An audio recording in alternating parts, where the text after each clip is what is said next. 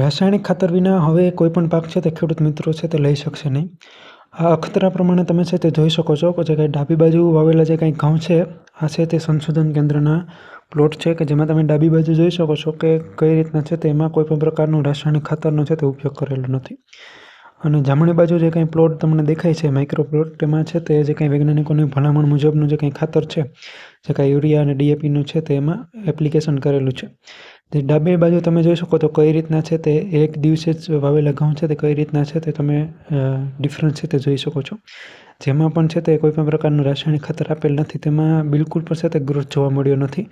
અને જ્યારે રાસાયણિક ખાતર આપેલ છે તે પ્લોટમાં તે ઘઉં છે તે ફ્લાવરિંગ અથવા તો જે કાંઈ મિલ્કિંગ સ્ટેજ કહી શકાય તે સ્ટેજે છે તે પહોંચી ગયા છે. આથી ભવિષ્યમાં પણ જો આપણે વાત કરીએ તો કોઈ પણ ખેડૂત છે તે કોઈપણ પાક રાસાયણિક ખાતર વગર છે તે લઈ શકશે નહીં. તે સંશોધન ઉપરથી છે તે સિદ્ધ થાય છે. આવી ખેતી લગતી માહિતી માટે ચેનલને સબસ્ક્રાઈબ કરવાનું, વિડીયોને લાઇક કરી બીજા ખેડૂત મિત્રોને શેર કરવા ન ભૂલતા.